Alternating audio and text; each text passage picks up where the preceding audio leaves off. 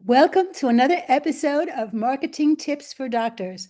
I'm your host, Dr. Barbara Hales, and today we have with us Mickie Kennedy. Yay!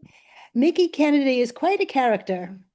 He is founder of a company called eReleases. In case you were trying to guess which one that was, it's eReleases, and it's been 27 years in the making to help small businesses, authors, and startups increase their visibility and credibility through press releases distributed through online sources. He lives in the Baltimore area. Welcome to the show, Mickie. Well, thanks for having me. Tell me, how did you come to get involved in this? I guess around 30 years ago, I graduated from a MFA degree, a creative writing degree in poetry, and I had waited tables part time and just assumed I'd transition to full time. And I did that for a summer and realized that, working 20 hours a week waiting tables is different than 50, 60 hours. And I decided I didn't want to do that anymore and I wanted an office job. And so I got hired at a telecom research startup as employee number three. And because I had writing in my background, they said, hey, write press releases and send them to the media and figure that out. And that's sort of what lit everything from there. And it's all been a strange PR journey since. So, when you went to university and you majored in poetry, uh, what career goal did you have in mind?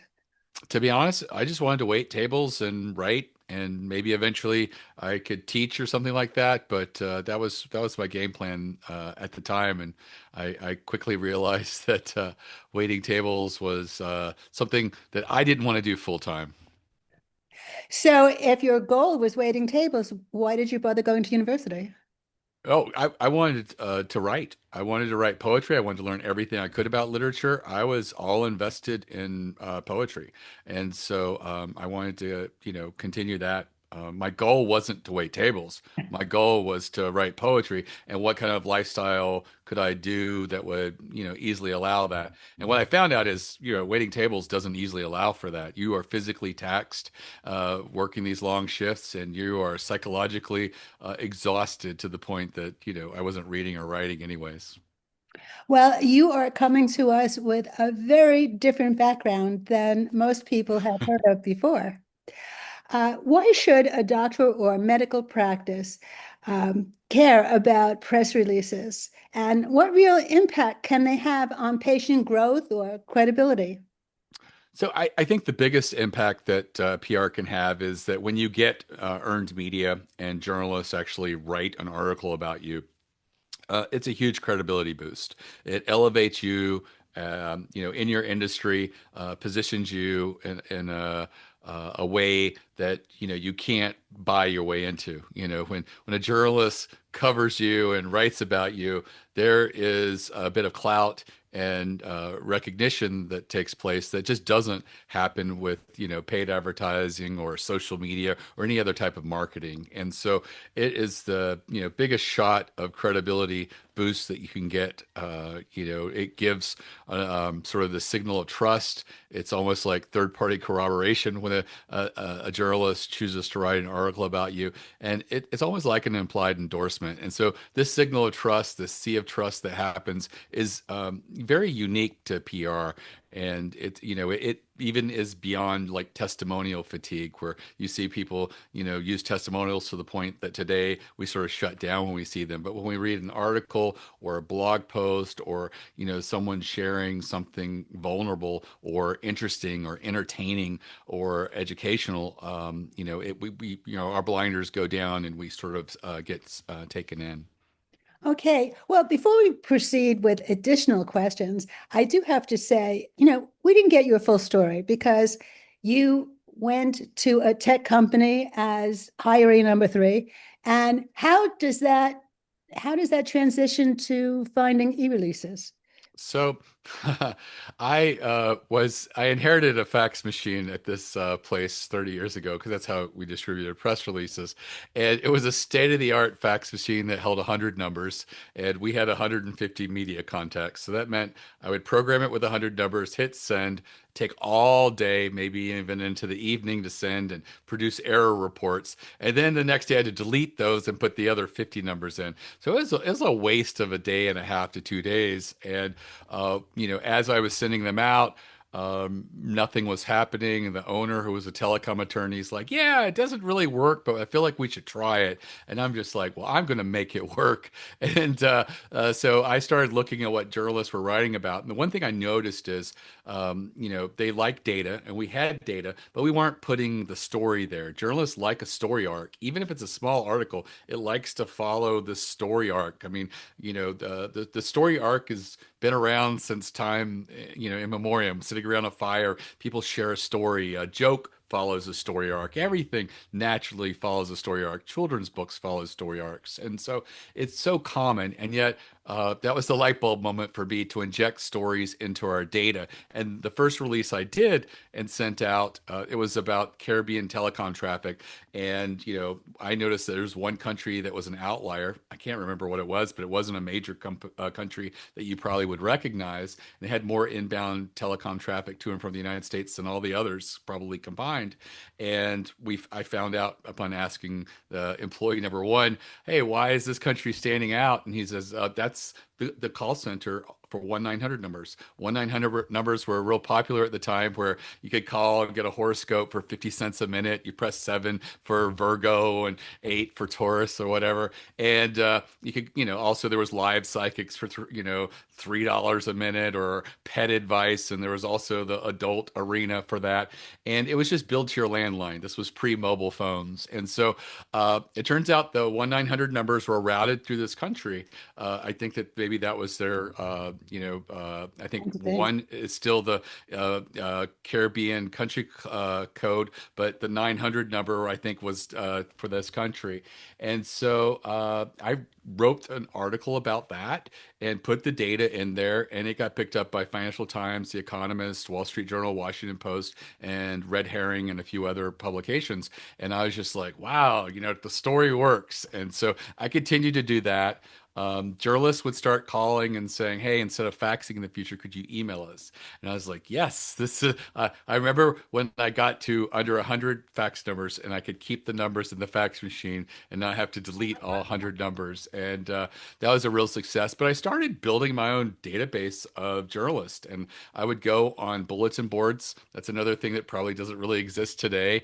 And there was a lot of journalists online. It was an exciting time, and they were very willing to accept press releases from me.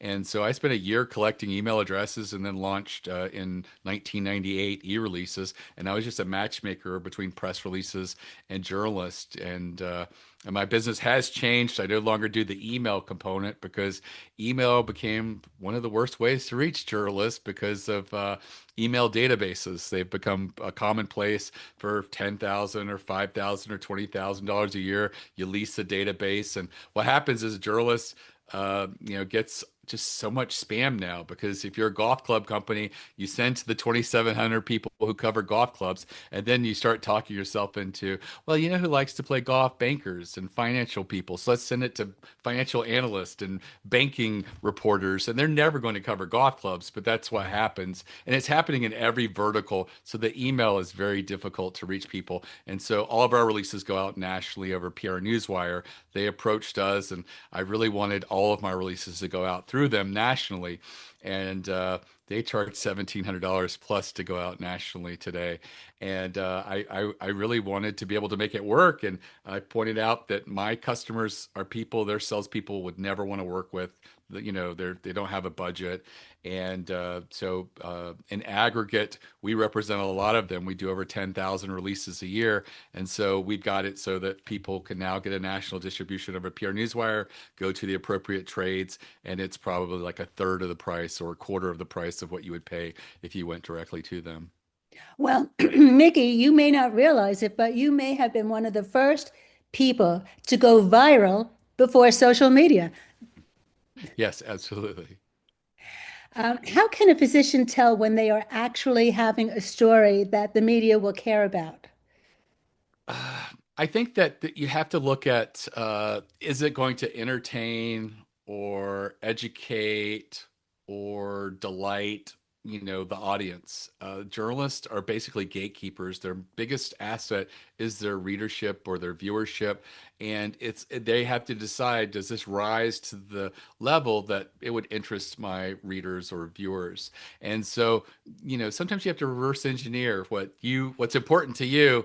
Is there a way that you can, bury the pill in the cheese so that the journalist will say, "Wow, this is great. I want to share it with my audience." And so, sometimes, like the most common press release we get is a product launch or service launch type release.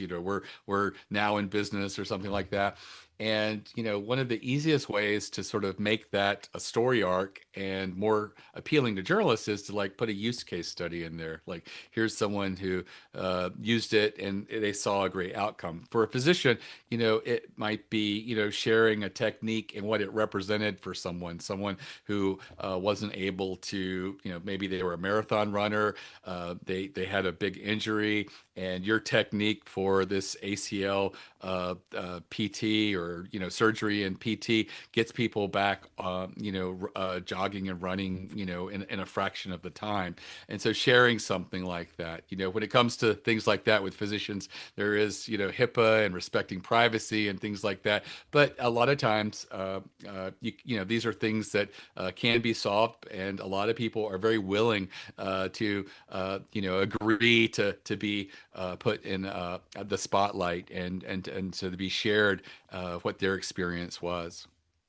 Well, a story can be relayed without actually putting in the actual person's name, can't they? That's true. You could just say, "Hey, I was dealing with a marathon runner. He or she was in their 40s, and they were basically told this would probably sideline their running." And so we looked at how we could first do the surgery and then do the training and PT or whatever they needed. And I'm happy to say that they are now regularly running again. And so that works as well. So you don't have to get their name out there. Unless, of course, it's a very well-known name. And as soon as you say the story, they go, I know who you're talking about. Right. But aside from Absolutely. that, so what's the difference between a press release that gets ignored and one that gets real coverage? I mean, that probably uh, speaks for itself because one that withers on the vine is one that's just not going to be seen or heard by anyone. So at this point, it makes me wonder, as many others have, are there pay services where you could get your press release out, even if it may not be enticing to the public? So there is services out there that do syndication. And what they do is they take the press release and they replicate it in places. It's a distraction because it's all mostly robots and very few humans that see it. I tell people to just, rework what you're working with. If you dig deep, you can find strategic types of releases that you could be doing. There is the story-based, press release. What can you sort of tell in an intriguing story arc? There's industry blind spots. Are there things in your industry that people aren't paying attention to, and maybe now you could sort of start a trend or bring to light something that's kind of been ignored. Contrarian viewpoints work really well. If everybody in your industry is saying one thing and you believe in another, and it's something that you can support and isn't going to alienate you with your client base or get you in trouble or anything like that, sometimes taking a position that's a counter to everybody else is a way to really stand out, because journalists like to be fair and balanced. And if the national media is going in one direction and there's nobody talking about the other side, Mhm. you stand the likelihood that you can be plugged into every one of those articles, because being fair and balanced is showing both viewpoints. And often when you read articles that don't have two viewpoints, it's because no one's raised their hand and said, "Hey, I'm the contrarian on this subject, and I want you to know here's the other side of it." And it doesn't have to be like as, controversial or crazy as you think. I mean, take electric cars. Everybody seems to be like they're good, they're great for the environment, stuff like that. But if you could just say, "Hey, I think we should slow down. We don't know what's going to happen to these batteries at the end of their life. Are we creating a bigger issue?" There's car fires where these lithium batteries burn so hot and so long that it takes 5 or 6, fire trucks to arrive to put it out. And so maybe we should just slow down a little bit on adoption and mandates until we have addressed some of these things. And then you sound level-headed and rational, but you're immediately the contrarian on this subject. So every time someone talks about how great electric cars are, you stand the likelihood they'll put a quote in by you or get your viewpoint in there. And that's another great way to sort of stand out. Surveys is another thing, or, you could survey either other physicians or even patients or things like that. You can also do what your thoughts are in the industry, things that you think are happening. I mean, there's robots being used in surgery. There's new medical breakthroughs. There's AI. There's all kinds of things that are happening, and maybe you just put your head on and just make some predictions, and maybe they're a little crazy. No one gets punished for being outlandish, but what they do get is often in print when they say stuff that's a little quirky or sensational. And if sort of the pill and cheese approach is like 80% of what you said is rational and 20% is a little out there, people will excuse it if it doesn't come to fruition. I think, excuse me, I think that that's a great idea. Then I have to start thinking about what I could say now. What's your take on AI written press releases? Can they ever replace human strategy and storytelling? So they can't. They are terrible at strategy. 97% of press releases, even the ones that go on the wire, they fail. They don't get earned media. And so, for that reason, if you go to AI and ask it to write a press release for your company, it's going to probably choose 99% of the time a subject and a take that's not going to get earned media. So I always say, come to it knowing what you want it to write, and then you can lean on AI to do the writing. AI is good at writing. It's good. It's bad at the strategy part of it. So if you do the strategy part, you tell them, "Hey, this is what I'm thinking. This is some information about me. Here's the website. Here's some other trends that are going on. Could you build me an outline or structure for this press release?" A lot of times it'll go ahead and write the press release, and I go, "Oh, you didn't. I told you just build me the outline. Go back and just give me the structure and outline." And then I start from the top down. Rather than spitting out a press release in 10 seconds, which is what AI can do, I like to slow down and say, "Give me 10 headlines for this press release. Now give me three opening paragraphs." And then say, "Okay, now let's do the next paragraph and give me two versions." And you just play with that. And then you want to make sure you have a really great quote in the press release, because if a journalist is looking at two stories that are equal newsworthiness and one has an amazing quote, and amazing could be like you've said something very strong, succinct, active verbs, it's very powerful. If they were to paraphrase it, you would ache for the loss of what was previously written because it was said so perfectly. And so that's what we're going for. And if a journalist knows that he's looking at two stories, if I write a good article here and a good article here, this one's going to stand out more because that quote is really going to make that shine. And so that's something that you want to do. But take it paragraph by paragraph. Spend a little time on the quote. At most you're talking 5 to 10 minutes as opposed to like 10 seconds, but you will end up with a much better press release. And again, you came to it telling it what the subject is going to be, what the strategy is going to be. I haven't found AI to be very good at coming up with strategies for PR. What's one simple thing a doctor listening today can implement this week to start getting noticed by the media? I think one of the biggest things is just taking stock of what's going on in your industry.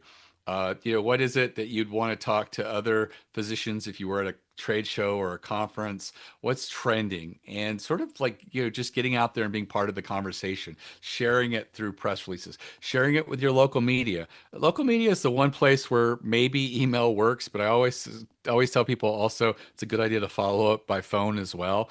And if, it sounds daunting, but there's probably less than six people in your local market who would write about you. So just look at your newspaper, figure out who it is, make an introduction through email, call them, uh, and you can just call and ask for their email address. Tell them you're a local physician, you want to pitch a story. They'll give it to you. These aren't celebrities. These aren't people trying to hide. They're supposed to be accessible to stories and things like that. And so it's not a very daunting thing if you're lucky enough to have a business magazine or newspaper. That could be another place. Maybe there's some specialty magazine like a consumer magazine. We have one in Baltimore called Baltimore Magazine, and it's a higher end consumer magazine. I see plastic surgeons and other types of doctors come in there and talk about trends in plastic surgery, the knife free facelift and things like that that are trending, and I think using freezing fat off and all kinds of things, and